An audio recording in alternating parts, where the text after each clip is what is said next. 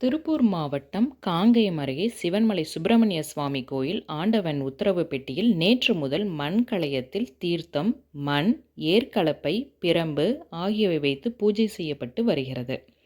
இதன் பின்னணியை பார்க்கலாம். காங்கேயத்தை அடுத்துள்ள பிரசித்தி பெற்ற திருத்தலமான சிவன்மலை சுப்பிரமணிய சுவாமி கோயில் அருணகிரிநாதரால் பாடல் பெற்ற திருத்தலமாகும். இங்கு மிகவும் புகழ் பெற்றது என்றால் அது ஆண்டவன் உத்தரவு பெட்டியாகும். இதில் வைத்து பூஜை செய்யப்படும் பொருட்கள் சமூகத்தில் சில மாற்றங்களை நிகழ்த்துவதாக ஐதீகம் உள்ளது.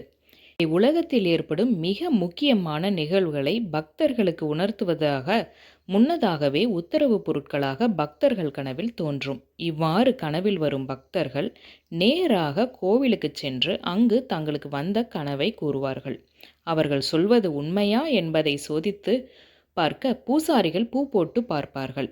உத்தரவு கிடைத்தால் மட்டுமே பழைய பொருள் மாற்றப்பட்டு புதிய பொருள் வைத்து பூஜை செய்யப்படும். கடைசியாக கடந்த மார்ச் மாதம் 10ஆம் தேதி மஞ்சப்பிள்ளையார், வெற்றிலைப்பாக்கு, அருகம்புல், எலுமிச்சம்பழம் ஆகியவை வைத்து வழிபட உத்தரவு வந்தது. அது முதல் அந்த பொருளை 40 நாட்களாக பூஜை செய்யப்பட்டு வந்தது.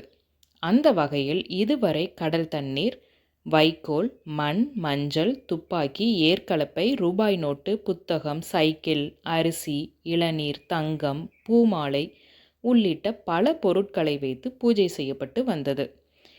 ஒரு பக்தர் கனவில் தோன்றி மண் கலயத்தில் தீர்த்தம், மண், ஏர்க்கலப்பை, பிரம்பு ஆகியவை வைத்து பூஜை செய்ய வந்துள்ளது. அதன்படி நேராக கோவிலுக்கு சென்ற பக்தர் பூசாரியிடம் விஷயத்தை சொல்லி அவரும் பூ போட்டு பார்த்து உத்தரவு வந்ததும் ஏப்ரல் 29ஆம் தேதியான நேற்று முதல் இந்த பொருட்களை வைத்து பூஜை செய்யப்பட்டு வருகிறது. சரி, இந்த பொருட்கள் எதை குறிப்பிடுகிறது என்பதை பார்ப்போம். ஏர்க்கலப்பை விவசாயம் மற்றும் உழவு தொழிலை குறிக்கிறது.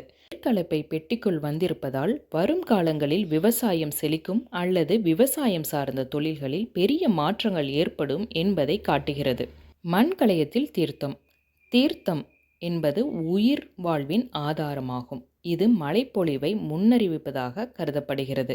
நாட்டில் போதிய மழை பெய்து நீர்நிலையங்கள் நிரம்பும் என்பதற்கான அடையாளமாக பார்க்கப்படுகிறது. இன்னும் சில நாட்களில் தமிழ்நாட்டு சட்டசபை தேர்தல் ஓட்டு எண்ணிக்கை இருக்கும் பட்சத்தில் வரும் கூடிய ஆட்சி காலம் சிறப்பாக இருக்கும் என்பதையும் சுட்டுகிறது. பஞ்சம், வறட்சி இருக்காது என்பதும் அர்த்தமாகும்.